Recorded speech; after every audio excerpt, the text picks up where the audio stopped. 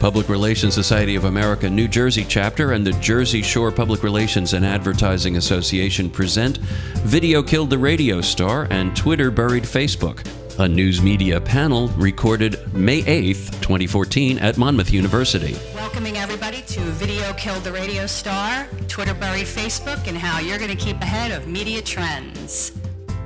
Thank you for coming out in this horrific weather to Monmouth University. Welcome to Wilson Hall. Isn't it stunningly beautiful in here? Stunning.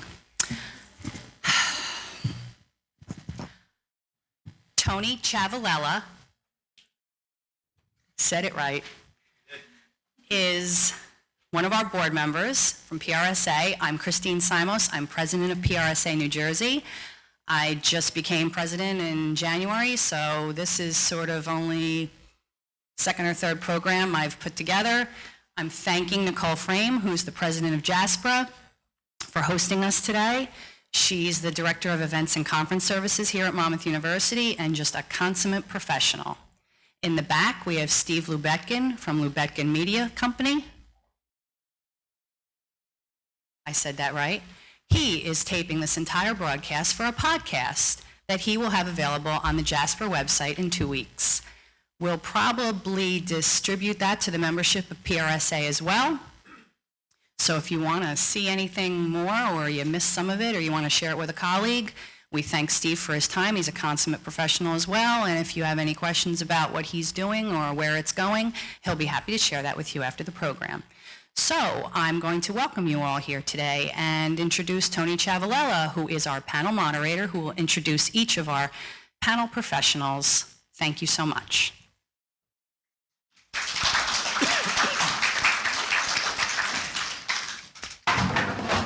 Sorry. I didn't know how to make an entrance. Welcome, everybody, and thank you, Chris and Nicole, for having us here at Monmouth University. It is a beautiful campus on a not-so-beautiful day. So, again, I'm Tony Ciavolella. I'm going to be moderating. And today we're going to have a wonderful discussion about the news industry and the PR industry and where the two come together, where the rubber meets the road and how we can work together.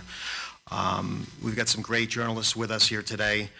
But before I introduce them, I want to make mention that the transformation of the news landscape has changed, as we all know.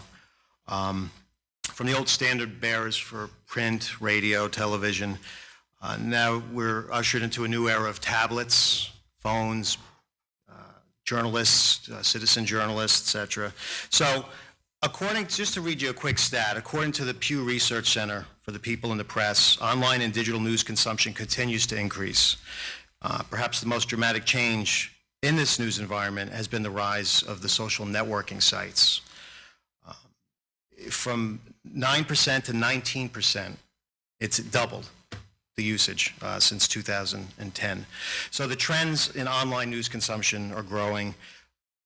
Journalists are figuring out different ways to cover events, and PR practitioners like ourselves and those who will be have to find innovative ways as well to work with them. So, with that being said, I want to introduce from the left, my right, to the left here, Christopher Robbins, is a reporter with NJ.com. Christopher is a Monmouth County journalist and has spent 4 years in digital multimedia, pioneering new communication tools. As a reporter for NJ.com, he works with public relations personnel to develop in-depth feature stories about Monmouth County, and he does so in real time with breaking news. According to Christopher, covering the after effects and the recovery from Superstorm Sandy has kept his hands full over the last year. He's also done extensive reporting on the Seaside Park Boardwalk fire, and when he was a journalist in Ogdensburg, New York, his work revealed ongoing problems in the affordable housing programs in that town. Chris is a 2011 graduate of the University of Kentucky College of Communication and Information Studies, and the Sussex County native, came quite a way from north, but now you're living down here, is come back here to New Jersey in 2013. So thank you, Christopher. Thank you. David Willis, a business writer and columnist for the Asbury Park Press for 25 years. He's been a journalist. David specializes in simplifying complex facts and figures and trends to help readers understand what's happening around them to make decisions that can better their lives. He's also the consumer advocate reporter for the Asbury Park Press, and his column, Press on Your Side, helps readers solve issues with businesses. David and I were talking, and he says he really enjoys serving as the consumer advocate for the Press on Your Side column. Amongst two of his favorite stories that he's worked on have been involving helping a family of a homebound, bedridden woman stay in her home after the mortgage company threatened to foreclose on her because she could not sign a proof of residency form required by a reverse mortgage. Another story was assisting a South Toms River family after they got hit with a $6,200 water bill.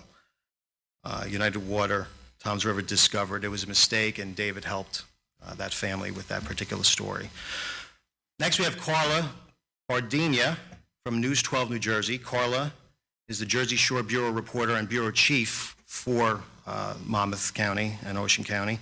Karla is an Emmy Award-winning and Edward R. Murrow Award-winning journalist who has covered everything from the Clinton impeachment hearings and scandal to the TWA Flight 800 disaster years ago, to the 9/11 tragedy, and of course Superstorm Sandy aftermath. Karla has formerly served as the New Jersey Bureau Chief for WPIX Channel 11, and I'm happy to call Karla a friend and a former colleague. We worked together some years back, so thank you, Karla, for coming. And finally, Bruce Johnson is News Director for Greater Media, New Jersey. Bruce serves as the News and Sports Director there for the parent company, WCTC Radio, and 6 other radio stations here in the Garden State. He hosts the statewide Greater Media, New Jersey News Minute and anchors the news and sports on the Burt Barron Show. He's also a 23-year voice of the Rutgers Scarlet Knights football, men's basketball, and women's basketball teams. Bruce also considers his reporting on Superstorm Sandy and its aftermath to be amongst the most significant stories that he has worked on. So again, thank you, everybody. So again, I mentioned the change, the evolution in the news industry and in the PR field. Let's talk a little bit, if one of you want to jump in. What is a typical day like for you, if there is such a thing as a typical day? Karla, you work in the television news industry. Give us an idea of what that is Well, there's like. certainly no typical day, and the changes that we've had in television over the many years, I've been with News 12 for 17 years, so when I first started, we had a morning show that ended at 9, and I got in at 9, so I didn't have to worry about that show. We had a 5 o'clock newscast, a 6 o'clock newscast, a 10 o'clock newscast. Now we're live from 5 a.m. through 10:30 in the morning. We're live at noon. We're live from 2 straight through 6:30, and then we're live again from 7 to 11 in the evening. So it certainly has changed, and of course when the business changes, we have to change. I no longer have a full day to work on one story. I get in the morning. We have a conference call where, I bring to the table my story ideas, what I'm interested in doing, and perhaps, a PR person has called me and has some suggestions and so forth, and we have to prioritize. For me, I'm always looking how it affects my viewers, and my responsibility, my obligation is to the people who live at the shore, Monmouth and Ocean counties. So in the morning, I'm going to look at stories, and I'm going to try to figure out why I think a story should be covered. How many people does it affect? I might not be able to get to that PR event because another story is going to trump it. And so it's very difficult for me to let people know if we can be there or not. So those decisions don't get made until the morning, and then they send us out. And so my day is never the same because I now have a live truck. I'm the only reporter at News 12 that has, very lucky of me, sometimes very lucky, but we have a full-time microwave truck out of the Shore Bureau because geographically we can hit the tower that's in Brick Township. So we're live a lot. And when the microwave doesn't hit the tower, we have a backpack. And the backpack also can be live. So we have that. And then, if those two both fail, we also have the capability of sending it via the computer. So we could send it through the laptop via FTP. So, we have different producers all through the day. We have a morning producer, a noon producer, 2 to 5, 5 o'clock, 6 o'clock, 7 o'clock, all through the night. And so every producer thinks his or her show is the most important show. So, I want you live on my show. But I've been live for 4 hours. Can I go to the bathroom? Can I, have a moment, to gather information? We need you live at 2. We need you live at 2:30. We need you live at 3. So it's changed a lot. It's changed a lot, and there's no typical day. There's no typical day. It seems like the immediacy of getting the news out there as quickly as possible is the biggest change. Yeah, it's changed a lot. How about you, Bruce? What's changed in the years? You've been since 1980. Today is not a typical day because I got to sleep until 5:30 to get in here. But normally my typical day, I get up at 4, have to be at work at 5 in New Brunswick. And I'm on various platforms, whether it be 1450 WCTC AM, Magic 98.3 FM, our greater media stations in Morristown, down in Belmar and Manahawkin. From 6 a.m. till noon, I do 16 newscasts a day, which is my typical day.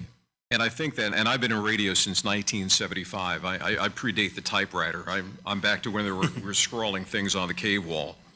But the biggest thing right now that I have found, because news is news, no matter what decade, what generation. However, the biggest thing for me is now to navigate the incredible amount of information which comes in. I mean, back in the old days, we had the AP wire, the telephone, and whatever we saw out of the newspaper.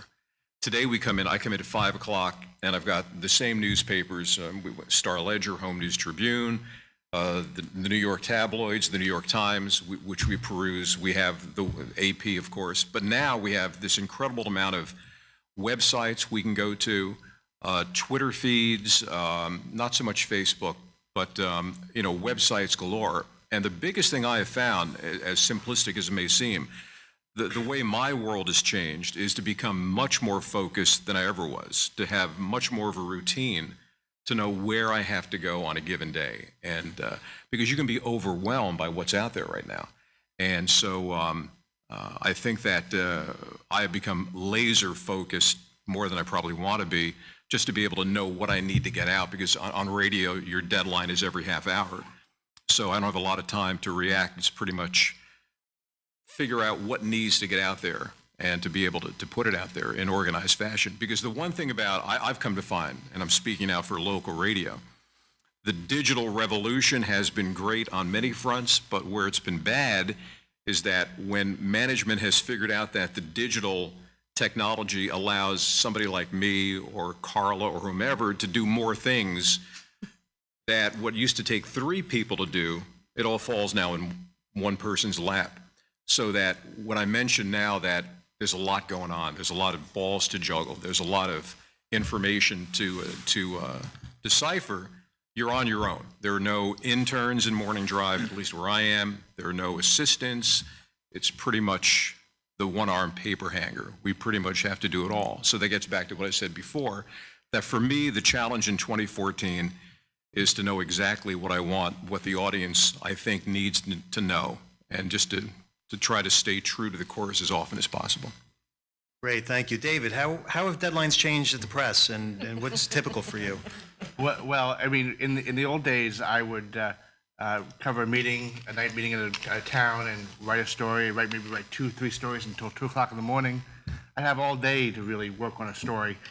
Now it's all instant, really. I mean, I have to, when I come in a day, I might have a story I'm working on, something might break, maybe from the Attorney General's office or something like that. I have to have a story up on our website in about 15 minutes. So I got to write what I know right away, put it up there quickly. I have to tweet it. I have to put it up on our social media sites, on my own Facebook page, on my column's Facebook page. I have to put it on Google+. I have to make sure the story is ready for our mobile apps. That we have a smartphone app and a tablet app, So I have to be able to have my story ready for whoever wants to read it any way they want to read it. So it's no longer about the paper, it's about providing information the way our reader wants to consume it. So it's, 140 characters, or it's a long story, or it's 5 paragraphs, or whatever. I think that's really the biggest change. Plus, I'm also, I'm an old print guy. I've been a reporter since 1988, and I was at Rutgers before that as a reporter at the student paper. And back then, it was all the newspaper. But now I have to do video, and I had to learn how to, make sure the sound is good. It's something I never would realize that's important. And I use an iPhone, and I have to edit the thing on my phone, zip it up there, and it's all got to be quick. I mean, and there's fewer people to do things too. If you haven't noticed, the news business has shrunk a lot. So we used to, the Asbury Park Press used to have about 1,600 people working there on 66, and now we have about 400. So that's the entire building, but you can think of what's happened to the newsroom since then, since I've been there at least. So it's just all quick. So when people send press releases, I'm looking for local. How does it affect local people? For some reason, I get a lot of press releases from businesses that think I'm interested in their business from California or New York or, or Philadelphia, and they just get trashed. But so I'm looking for local stuff, and I'm always interested when a PR person asks me what my deadline is, because my deadline's now.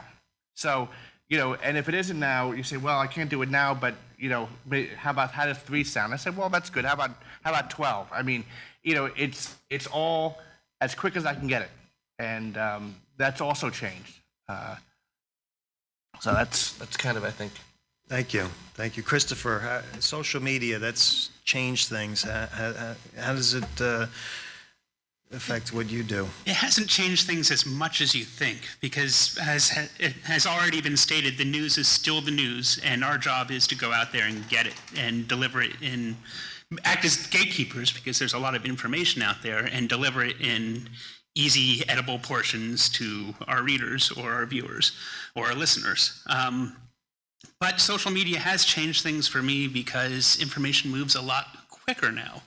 And that works both ways for us. We are getting a glut of information from wonderful public relations professionals every day, usually about 20 an hour, and we have to sift through and figure out, okay, what are our consumers going to be interested in? On the other hand, we are also asked to be more immediate, which means we do not have the same ability to write good, in-depth stories that we used to. Compounding that issue is something that David brought up. The newsroom is much smaller now, too.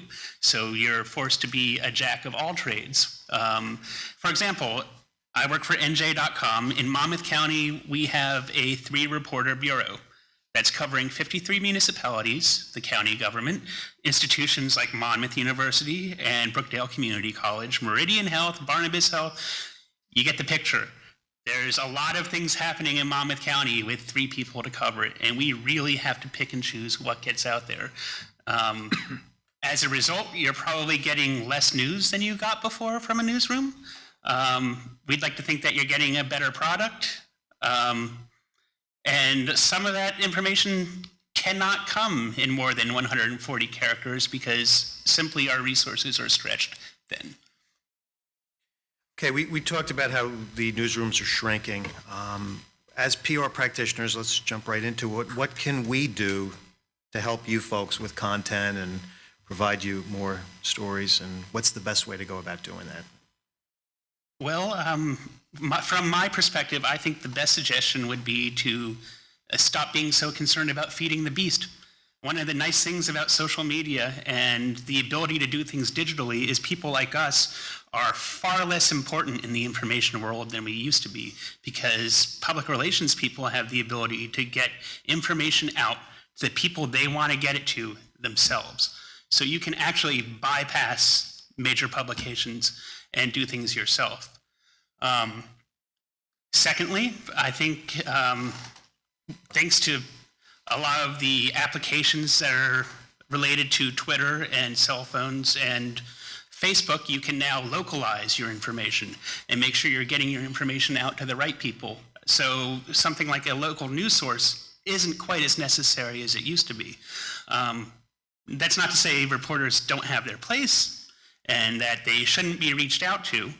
But that's to say that you have more power than you used to be. Public relations professionals are more important now than they were in the past. Secondly, you need to tailor your press releases to the issue that's being covered. Reporters like to cover events, but we do have beats. We have areas of expertise. If you tailor a press release or a public relations statement to an issue that's current, especially to the people who are living in the locality where an event is happening, you're a lot more likely to get a bite from a reporter. Good, thank you. Karla? Well, I guess what I would say, and I don't know how, try not to overdo it. Understand that our days are crazy, and if you're calling us on any given day about an event that's happening in a month, we're probably not going to give it much attention, as we don't make those decisions until that very day. So, plant your seed, tell us about it, but just understand that we really are in no position to let you know whether we're going to be able to cover it or not. I think that, to me, is when we hear that question, I'm like, oh, geez, they're asking us if we can cover something in June.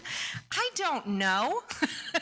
I mean, you just don't know. Again, you have to prioritize. And I dare to say this, but try not to be super annoying in terms of calling and calling and calling. Really, the best way is, considering the kind of deadlines we have during the day, is to shoot an email and make it very brief, right to the point. Who, what, where, when, how. That's it. Don't get complicated. If I have something that's 3 pages that's sent to me, I don't have the time to read it. If it doesn't catch my eye immediately, I'm not reading it. And if it's not local to me, I'm not interested. So it has to be, for me, it has to be Monmouth or Ocean counties. If I see something that is interesting to me on a statewide level, I'll pass it along to someone else. But if it doesn't catch my eye right away, it really, I'm done. I have 300 other emails to open. So that, to me, is my biggest advice. If it's a month away, shoot a quick email. Who, what, where, and when. Maybe the day before, shoot another email. That morning, maybe follow up with a phone call. That's my suggestion. If you have a cell phone number of a reporter, which we almost never give out, but if you do, use it sparingly. Don't overdo it. And know your audience, I think, too, is another thing. Know that if you have an event where you have some people bagging groceries or something for a client, maybe it's not going to be on News 12 New Jersey, or maybe it will, depending on what it is. But maybe it's going to be in a weekly paper, or maybe it's going to be more local. Maybe if it's happening here in West Long Branch, maybe you find a paper that's just West Long Branch. But I wouldn't send 1,000 press releases hoping that every single one is going to get covered. You have to kind of pick and choose what you think would be a great TV story, a story that's visual, a story that's emotional, a story that's unique. Not necessarily, every little press release that you have. So if you want things to be covered, I would say, target where you're sending them. Something that maybe can make it in print will not make it in TV. So that's a recommendation also. And I hate to say don't be annoying, but I mean that in the most loving way. I really do. Just limit the emails and limit the phone calls and really try to prioritize. Thank you, Karla. Bruce, what? To give you some insight into what I look at, and we are very email oriented. Almost all of my work is done on email these days. It's the way it's evolved. But if you were to be in our newsroom on our computers, you would have to, first of all, look at the enormous amount of emails we get from state government, from every single assemblywoman, every single state senator. Governor Christie's his people are firing out 15 emails a day. And then you have Rutgers University, which is in our backyard, all that they send out. So once you get past the government institution emails, that's when the PR emails start to go to the front. And I know when I work morning drive, when I get in at 6 a.m., by the time it gets to about 5 a.m., by the time it gets to be 10 a.m., I've got 25 emails from different PR firms, different people trying to pitch their client, pitch their idea. I'm pretty good at filtering out what I don't need right away, but kind of playing off what Karla said, once you're able to get through all that noise, once you're able to get the wheat from the chaff, whatever cliche you want to use, it's imperative that your emails are very simple. It's almost like the resume type world where you want to cut through, make it appealing to the eye, but make it very simple, the who, what, why, when, how, and where. And not to write it in such a way where it's, where's Waldo, where you have to find the hook to the whole thing, where it's like on the 31st line. So, I mean, simple, simple is class, simple cuts right to the quick. But the biggest thing that I have, two things, one of which is when I reach out to a PR person to play off of their email, I get the email, let's say this is a bad example, but the Nigerian girl situation, which is a hot story right now, and somehow one of the PR people gives me a Nigerian expert, or gives me somebody who used to live in Nigeria, knows that culture, whatever. Bad example, but I'll use it anyway. And so I reach out to PR person A at 9:30 a.m. on Wednesday. The story's hot right now. I say, can I get your person before noon or by the end of the day? And I'm told, well, they're available like on Monday, or I'll get back to you at 2 o'clock. My feeling is very selfish. My feeling is if you're pitching something, you better be able to get that person to the phone. You better be able to get that person to us within a couple of hours. And I don't say that meanly. I don't say that like, I'm more important. Just that if we're making the connection to you off of your email, we hope you can deliver that person in a relatively short amount of time. That's the most annoying thing, where, you have a nice email, but there's no connect. And the other thing is, for me, is that be a little bit proactive on your end. If there is a hot topic going on, the George Zimmerman trial, and you've got a legal contact that you can pitch to us, don't wait for us to reach out to you. Say, we've got this person waiting today on this hot topic, which is on every newscast. That's really excellent. When we get that kind of a connection, it's we hit it out of the park. So kind of think along the news lines. I think as Karla inferred, there's nothing more frustrating than, you're in the middle of Superstorm Sandy recovery and you get an email about a Labor Day event coming up, which will feature the Girl Scouts of Brick Township. Not to demean anyone, but it's kind of like, come on. So try to play along as a news person. Try to stay on top of the news and try to feed the monster that way. And I love that when that happens. David, I imagine you receive a lot of... I get a lot of emails, but just to follow up, on the day Sandy hit, I covered utilities for that. So I'm a utilities reporter for the paper as well. So my Sandy coverage was mostly power outages. So I got a call from a PR person on the day of Sandy, when I'd been working all night, because we had 24 power there. And he wanted me to write about a green product. And I said, do you know where you're calling? I said, you're calling New Jersey, it's a hurricane going on, seriously? And I actually said, I'm usually pretty nice to PR people, but I said, seriously, are you kidding me? And I said, I'm not, no thanks, and I just hung up the phone. So I think that one of the most important things that, as a business reporter, most PR people are pitching a business client or maybe a nonprofit client or something like that. The most important thing, I think, is to know who you're pitching to. So I'm a business reporter. I used to still kind of do, sort of. Real estate, retailing, utilities, telecom, technology, energy, and a few other things. So, first of all, you should know what I cover. You should know where I work. I work for the Asbury Park Press.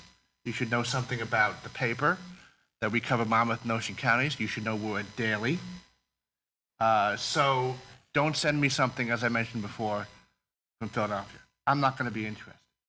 Don't send me about your website, which is a great one, because I'm going to ask you where your website's based. And if you say New York, sorry. Well, but anyone can get the website, even people in Monmouth and Ocean counties. And I say, well, yeah, then I'd be covering Google. I mean, I cover employers. So if the company is based in Monmouth County, I'm interested because who is my audience? We're a consumer publication. So my audience, when it comes to the company, are the employees, and maybe people who buy the product. But it's all about the economy of that company. They're your employer. There's jobs there. There's 1,000 people working there. I was talking to Sam earlier. I stopped covering Lucent when they moved out of Homedale. It's the way it went.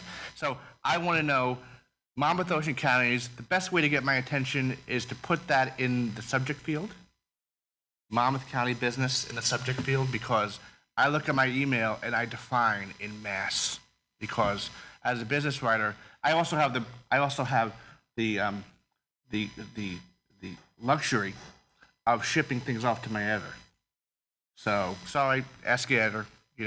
So I'm not interested in getting releases about library readings. That's always a favorite of mine, and they're good things. They have a place in the paper. Hopefully, that's a worthwhile event. It's worthwhile to be pitched, but it's not. It shouldn't come to me because it's not something that I'm really going to deal with. And also, I didn't know that it was shipped to 50 other people. So when I ship it to somebody and say, hey, you might be interested in this, that person just got it 5 times. So the colleagues all pissed off at me. So I just really think it's important to know who you're doing, who you're shipping, and then when you call, you say, hey, did you get my release? Yes or no. Well, what do you think? Well, I'll put it aside and I'll get to it. Don't call me tomorrow. I'd like to pick up. Because I will get to it, or I won't. But I got it. I know if there's a story there, I'm going to be coming up back to it because I have the responsibility to my editors I got to churn stories out. I need stories all the time, and I don't have the luxury. I'm not a breaking news guy, so I'm not covering the fires. I'm not covering the town meetings. I need to have a steady stream of stories. So, that's kind of my thing.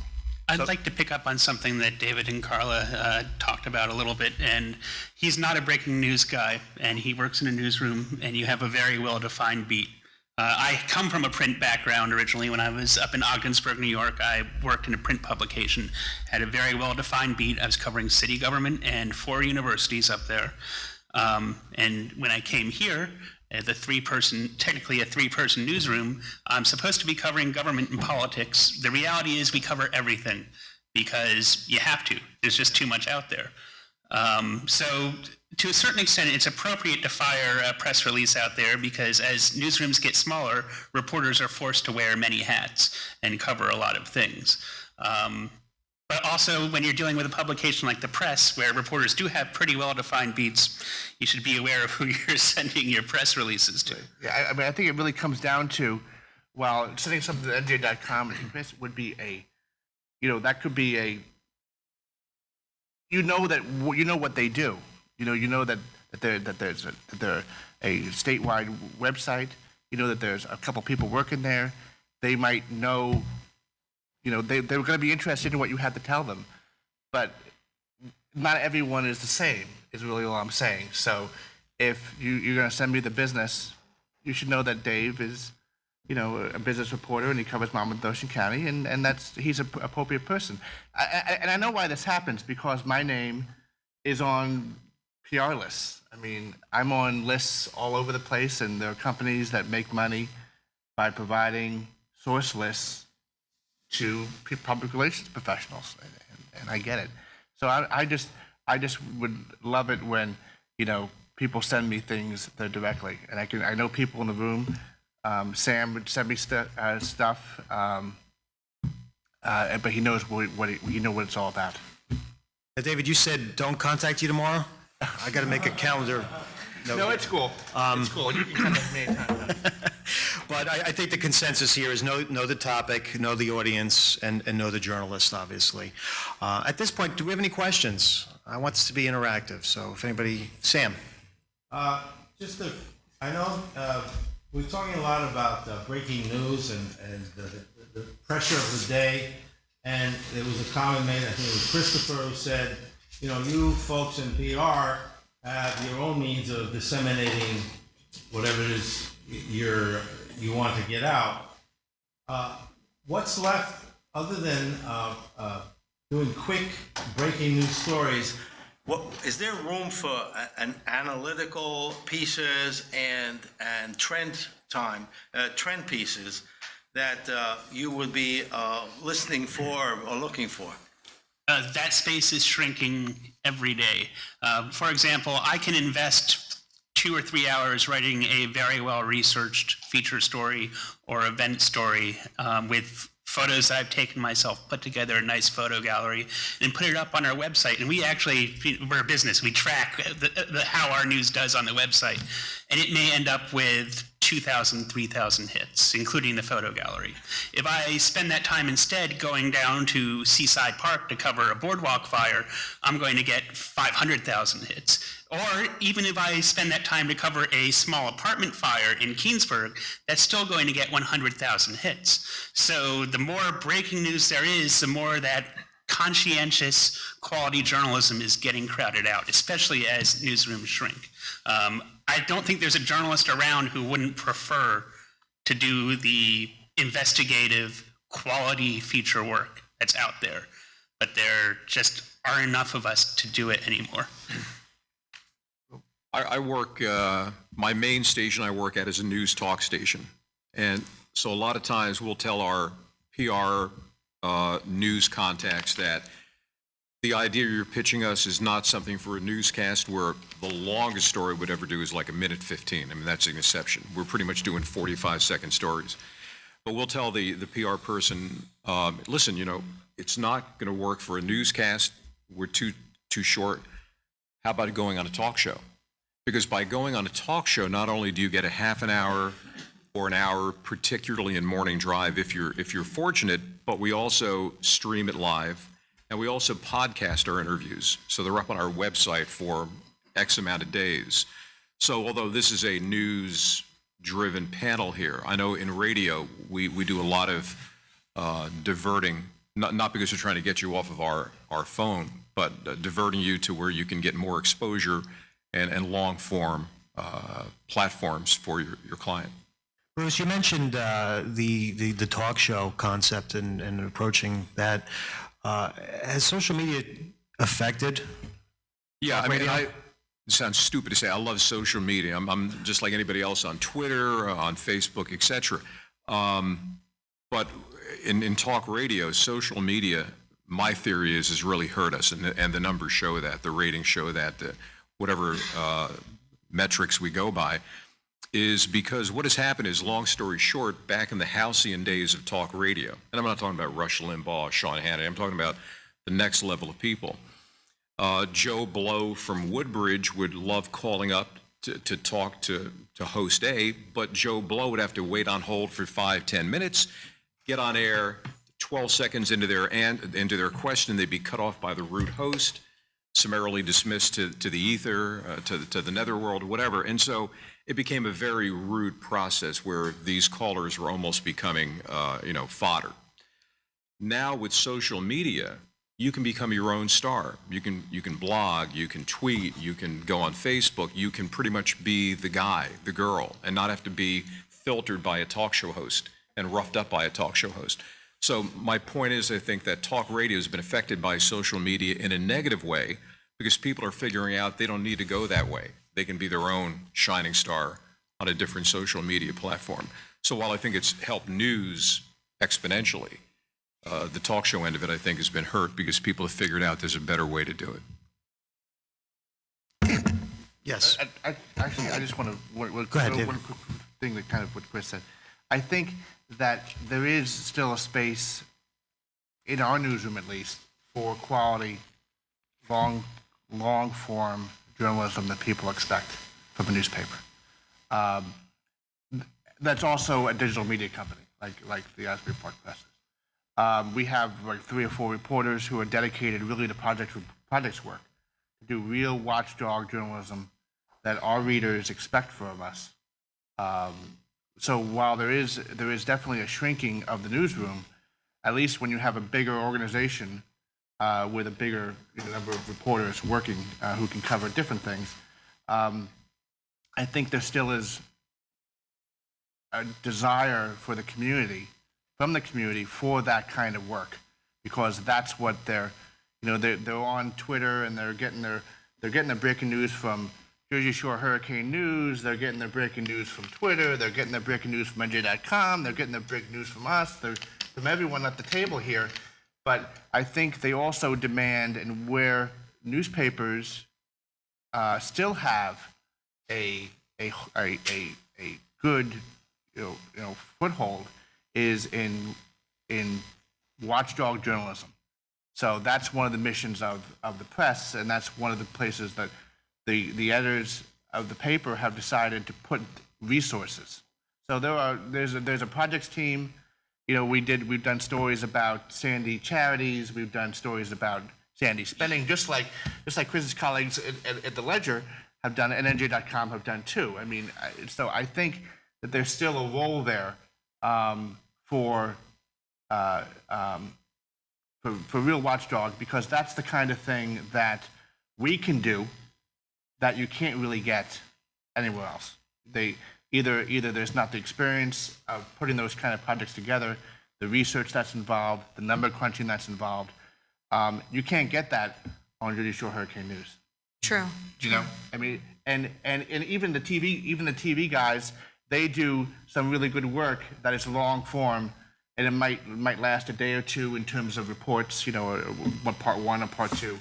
And I really think that's where, when you're pitching a story to some of us up here, we're professionals. We've done this a long time. We see stories where you might not. I mean, I'm gonna key in on an angle that you might not have thought of. That might be better off. It might be a better way of reaching what you want to do and what we want to do, and doing it together. So I'm just really. I've been through a lot of stuff in our business. I've been through layoffs. I watched people be walked out in front of me, and walked out the door. And so I think now is a great time. I'm pretty up on the business. It's why I came. If I wasn't going to be up on the business, I wouldn't have come. I wouldn't have come to talk to you, because who really wants to sit through that? But I am pretty excited about what we do and how we present information to people, and the work that my colleagues do. I think it's pretty great. Thank you. Do you have a question? Could I just touch Yes, on please, something Karla, that go ahead. David said, something that is so essential for all of you, because really this is about trying to work with public relations people. Know the story. David mentioned that perhaps he'll hone in on something, or I'll hone in on something that you guys aren't seeing as maybe the angle of a story. And what I would say is really try to know what the real story is on something. Let me give you an example. I actually was mentoring a young woman who wanted to be a reporter in television, and she brought me a press release, and it was Santa was visiting a bunch of children at a hangar at Newark Airport. And she was going to go out with a local camera from one of the local cable companies that had a public access. She went and shot this whole thing, and she wanted me to take a look at it. She brought it back to me, and she asked me my thoughts on it. Now, here we go. We have this press release that came in, and it said what was happening. Santa was visiting, and she made the whole story about Santa visiting. To me, the story was about all those children in that room who have never, who otherwise would not have had a gift for Christmas. So, what I would say to you is look for those kinds of stories. Maybe talk to the teachers and the principals that are bringing their kids in and ask them, hey, is there a story there? Is there a human interest story on any of those kids that would be willing to speak to us? You know, do they have a very unique situation? You know, as it turns out, I later found out there were kids that were actually homeless, living in cars with, you know, with their loved ones. And to me, that's the story. If I could go to an event like that and go and talk to that kid and that kid's mom, that's real. And that's something that I don't care who you are, you watch that at home, that gets you. That's television. When you can connect with the viewer on that level and then people at home want to say, what can I do? What can I do to make a difference? You now have your audience hooked, involved. They want to see more. That's a story.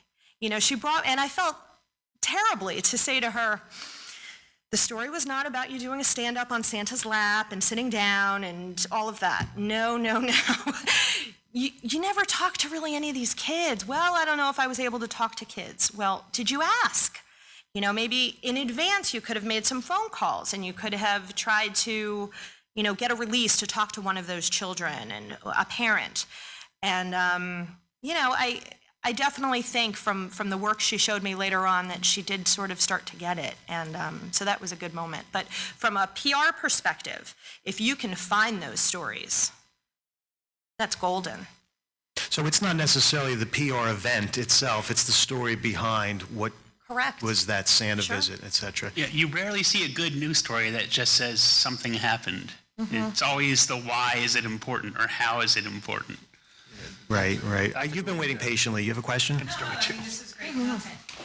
Based on what everyone has said, and having kind of watched this industry over the last 30 years, your need for content is growing because you've got to fill this larger funnel. Whether you're at a print publication and you need video, you need 24/7 stories so you don't have too much repeat on these different newscasts. And here we are on the other side feeding you pitches.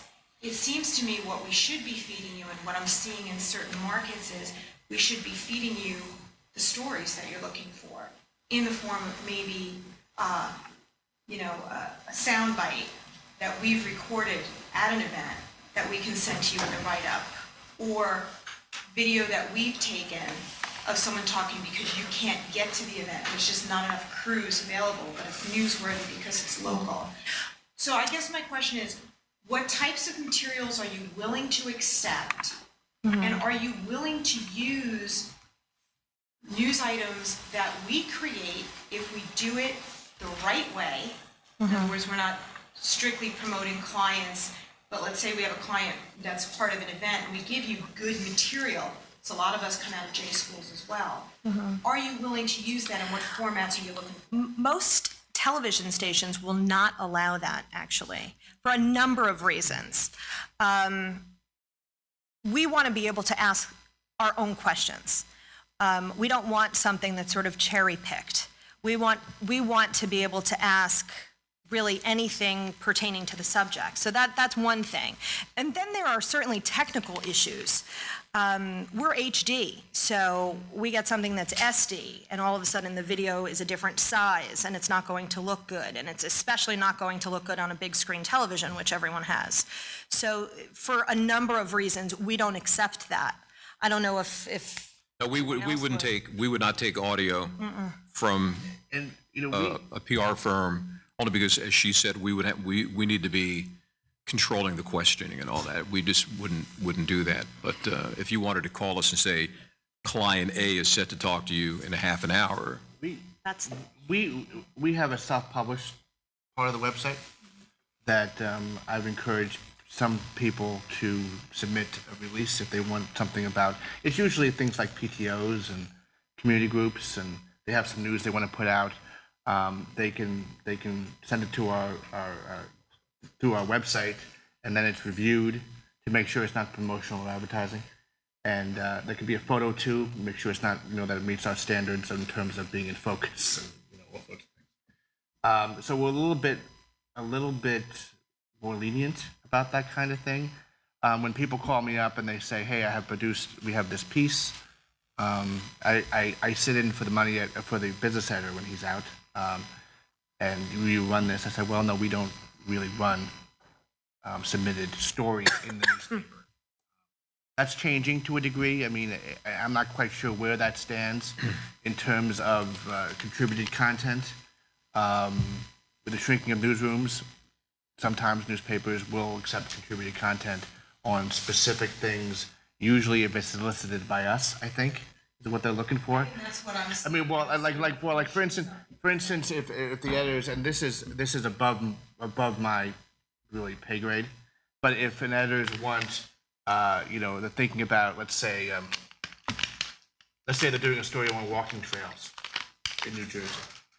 They might have someone who is a head of a walking club or some kind of a something or other submit a contributed piece about his or her experience.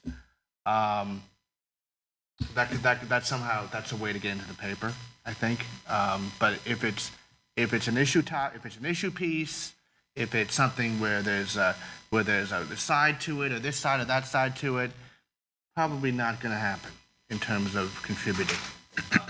And if it's obviously if it's promotional, forget about it. Yeah. But I think we have a little bit more leeway.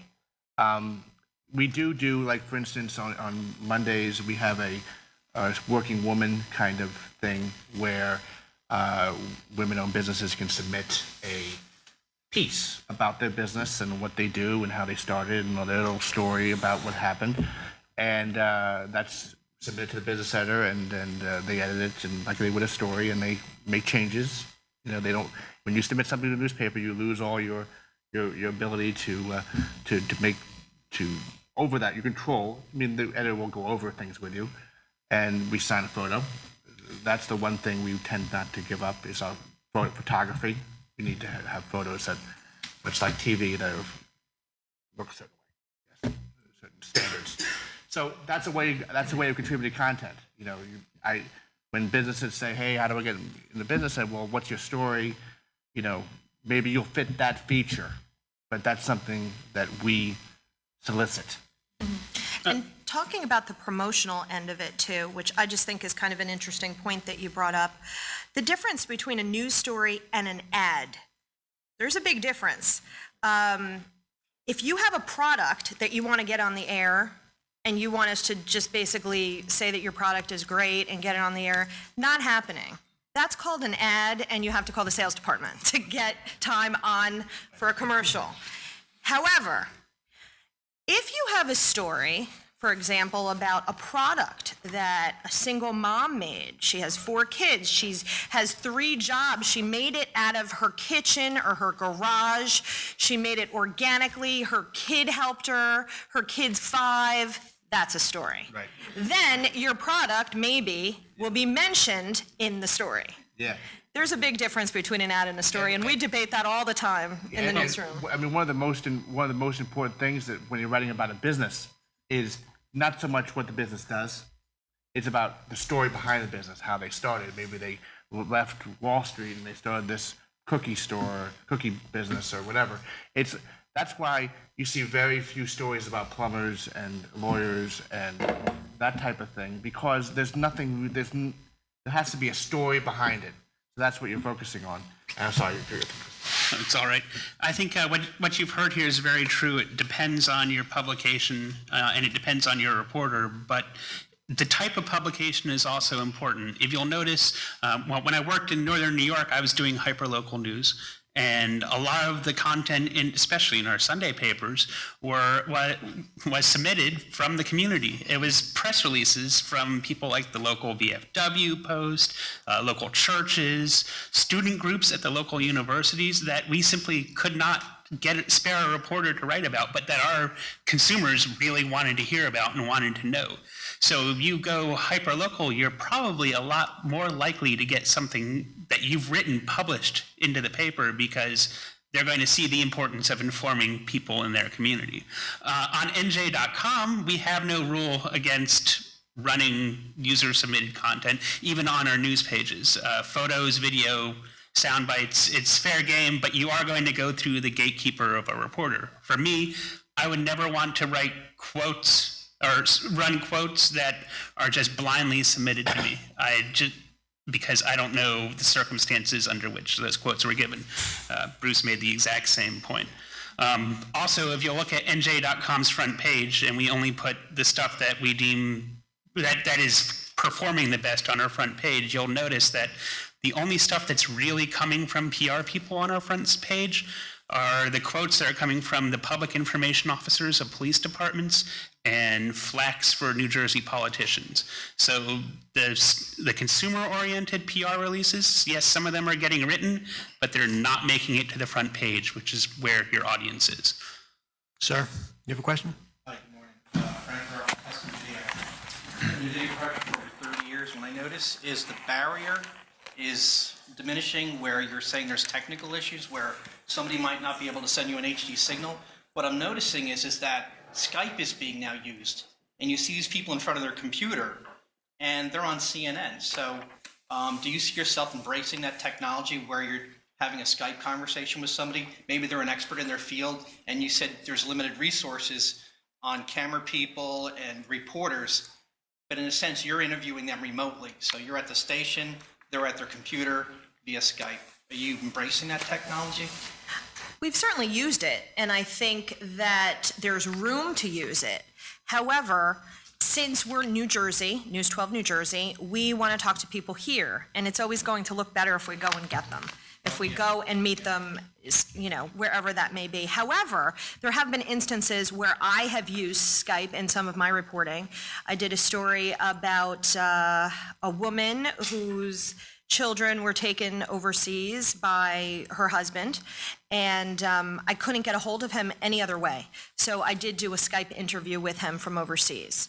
And occasionally telephone interviews also, although it's not ideal for television. In some instances, that really is going to be the only way you're going to make that contact, especially in a high-profile case where you really need to get you have to get that other side, even if they're wherever. So yes, we certainly do embrace it, and when we can use it, when we can't get to the person any other way, then sure, but it's not ideal because it doesn't look the same. We're starting to see a lot of citizen journalism where it's a live event. They're recording it overseas as it happens. And so are you also accepting that type of feeds as well? It really is for us on a case-by-case basis. We'd have to review it, what circumstances, who is it.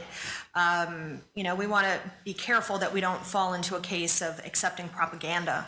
Right. So, it has to follow all the standards of journalism. Do you find that you're competing with these citizen journalists, any of you nowadays? Do you ever get that feeling? I don't really think. No. I don't really think so. I think citizen journalists are another source for us. And if you notice, if you remember the fire in the Panelists a couple weeks ago, I think there were a lot of the photos that came out of there that we all used. I think, or at least we retweeted them. Sure. Were from people who were on the scene. Local residents take a picture of the fire. They're there, and we all want to provide that information. So with permission, I think people call up or they ask. We say, "Hey, can we use this?" And the person, hopefully will say yes. And then we will put that into our feeds and our Twitter feeds and our Facebook page. And maybe put it in our gallery with proper credits. The whole bit. I think that they're just another source for reporters. Last week, big story, one of the big fun stories was about the family who found the dog at the SPCA, that came off of a Facebook post. I mean, when a friend of mine sent it to me, I sent it to an editor because, you know, and that's not citizen journalism, but that's coming off of social media. I mean, we get inundated with information from all over the place, and if it comes from social media, it's a story, it's a tip. We send a photographer, a reporter out. You know, NJ.com picks it up. You know, it's all part of the mix, really. I mean, and it just giving people information the way they want to see it. Good reporting is not done sitting down. You have to be there. And if you can't travel out, I was lucky enough to be able to travel down to the Ocean County fires in the Pinelands, and I covered it there. But if you can't travel down there, then if you do have a citizen journalist who is credible, that you can interview from a newsroom, like if you're doing television or web video, then that's a great resource to have, and that's very helpful. And I think we have used that at NJ.com. We've used eyewitnesses like that. Mm-hmm. And of course, it is accepted practice to use eyewitnesses if you can't be at the scene, but you know someone is, to interview them and use them as a source. And as PR practitioners, how can we further be a resource to you when we're not pitching you a story, so that we're in your minds? You know, if we have folks that you might want to interview, we have facts and figures. Well, what's the best way to stay in your minds? One resource that I've tragically underused is at a place like Monmouth University. You have all these people who are experts in their fields who have been studying topics and issues for their entire career. So you can have those people available. When breaking news hits, you can tell us who you have available, so we know that we have that resource, and we know we can work with a public relations person who can get us the information that our consumers want and need if something happens. Any more questions? Sam, do you have another? On that line, do you folks use, on a deadline situation, do you use a resource like ProfNet, where there's a listing of professional expert spokespeople? Have you ever used those? Well, because I'm so Monmouth County centric, I know a lot of the professors who are experts in their fields here. When I worked in St. Lawrence County, New York, I had those 4 schools I mentioned, and I knew almost all of the faculty who did what, who was a good interview, who could give me a good quote, and so I never had to use ProfNet. I never have either. I've used ProfNet because of the stories, the business stories that we've had to do. Sometimes there's a study or an expert that you don't know about, or if you're writing you might have some local people, but you might be looking for a study usually. I've used ProfNet, and but I narrow it down. So what I use is for college people, college PR people. I think I do consultants and a few others, but I don't hit everybody. I mean, I'm not sure it goes out to all PR people. So I think I forgot what I do. It's been a while, but I've used it before. Yes, Tony, another thing we haven't talked about, and I use it a lot, and it's kind of a basic thing, but we love to have what we call multiple source taping opportunities. In other words, as a PR person, don't think that we only want you to provide one person to us, because what'll happen is, in radio in particular, Mondays are dreadful news days. Monday morning drive, there's not a lot going on a normal day. So if you've got a client you want to pitch about a new building going up wherever, which will create a lot of jobs, we would love to be able to talk to the brick and mortar person in that project to find out the X's and O's of the new building, but we'd also like to talk to somebody about the economic impact on the community. And so what we will do is we'll, not at a conference call, because conference calls sound horrible on radio, but by talking to each person individually back to back, on a Thursday we'll do a story about the brick and mortar phase of your proposal, and then on the Monday we'll bring back the person who will talk about the economic impact and kind of do a quasi feature on Monday morning, to be honest, just to fill time. So we're guaranteed of having something. So we always like when PR people pitch us multiple tape opportunities, because we'll use it in radio to the fullest extent. I think we'll take one more question before we wrap. Yes. I was just wondering, kind of swinging back a little bit around to the citizen journalism thing that, as far as like, what is your opinion on like bloggers and how they like helped or hurt you? Like I found that, I don't have a ton of experience in PR at this point, but I've done more pitching to like mommy bloggers if there's a specific product that I think would be effective for them.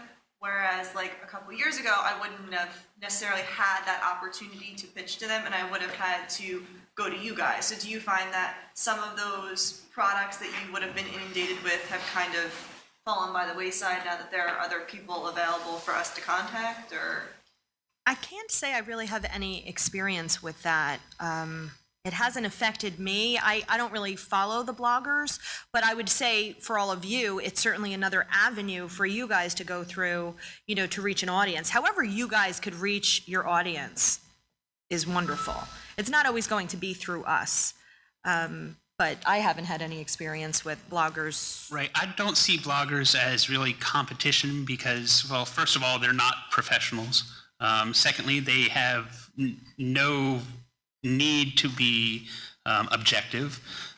So you're talking about something very different from journalism when you're talking about bloggers. I do think that blogs are wonderful. They have their place. And like Karla said, they're great for you guys because you have another source. Another thing about bloggers is they're a lot less likely to try to perform the journalism end around on a PR person.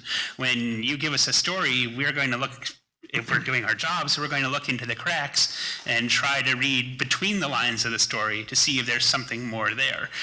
Part of what a PR person does is control the flow of information. You want us to report something a certain way to shed the people you're representing in a positive light. We're objective. We don't necessarily want to do that. With bloggers, you're going to find that they don't, since they're not professional reporters, they often don't take that time, and they're more likely to put your information out there in the way that you want it to be consumed and read. Okay, well, I think that's all the time we have. I want to thank our panelists, Christopher, David, Karla, and Bruce. Thank you very much for coming out today.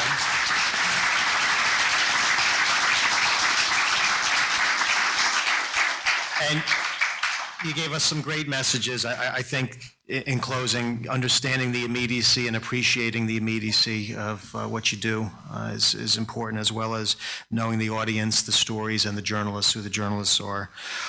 So on behalf of the New Jersey chapter of the Public Relations Society of America and Jersey Shore Public Relations and Advertising Association, thank you very much for coming out today. For more information about PRSA New Jersey and Jasper, visit JSPRAA.com and PRSANJ.org. This program is a production of State Broadcast News, a division of the Lubetkin Media Companies in Cherry Hill, New Jersey, on the web at statebroadcastnews.com. For everyone at the Jersey Shore Public Relations and Advertising Association and the Public Relations Society of America's New Jersey chapter, this is Steve Lubetkin. Thank you for joining us, and we'll see you out there on the net. Take good care.